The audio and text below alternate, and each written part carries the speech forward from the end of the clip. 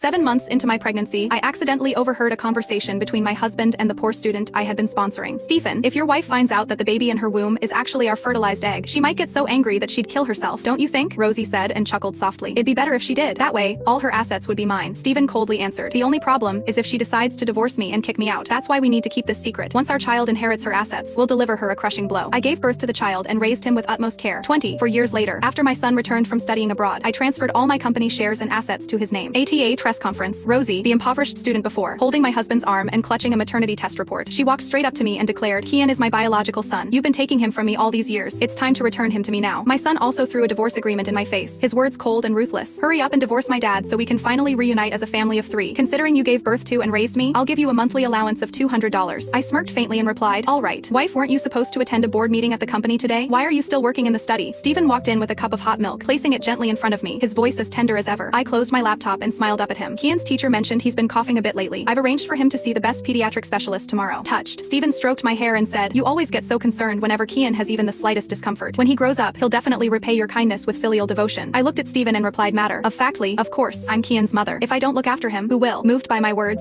Stephen smiled warmly. You're amazing. Marrying you and raising a child with you has been the greatest blessing of my life. I met his gaze, his eyes filled with affection, and I offered him a faint smile without saying a word. Stephen and I had been together for 10 years, 3 years of dating, and 7 years of marriage. During this decade, he had always cared for me when I was sick or tired, surprised me in unexpected ways, and held me tightly during moments of passion, whispering that he would love me forever. Had I not overheard that conversation that day, I would never have believed that the man who claimed to love me so deeply could betray me like this. Aunt Rosie, you're finally here. Kian's delighted voice suddenly echoed from the living room. I immediately got up and walked out of the study, only to see Rosie stepping through the door. She effortlessly scooped my son into her arms and planted a playful kiss on his cheek. Baby Kian, did you miss me? As she spoke, her gaze fell on me, her smile freezing, her expression momentarily unnatural. Before she could say anything, Stephen quickly stepped forward to explain. Wife, there was a parent-child outdoor activity at Kian's kindergarten today. I figured you'd be busy with work, so I didn't bother you. I asked Rosie to help out instead. Rosie put down Kian and immediately chimed in nervously. Yes, Daphne, you've supported me for so many years. I've always been grateful and wanted to repay your kindness. The moment I got Stephen's call, I rushed right over, watching her flustered attempts to cover up her guilt. I couldn't help but recall the day my son was born. Rosie had also accompanied Stephen to the hospital under the pretext of visiting the baby, staying by his side as I endured labor. At that time, Rosie was incredibly excited, pacing back and forth in the hallway, wringing her hands nervously. When she saw that I had given birth to a son, she immediately rushed over, grabbing the baby and refusing to let go. Her eyes were brimming with joy, turning red with excitement. The nurse, unable to hold back a chuckle, teased her. Who are you to the child? You seem even more excited than the mother. Rosie looked embarrassed, but quickly tried to explain when she noticed I was silent. Daphne, I couldn't help myself. Kian is just too adorable, and I accidentally gave him a kiss. You're not mad, are you? I smiled slightly and responded calmly. Of course not. I'm so busy with work that I sometimes neglect my family. I'm grateful that you're willing to help take care of Kian. Hearing this, both Rosie and Stephen breathed a sigh of relief. Me son then ran up to me, his innocent eyes looking straight into mine as he asked,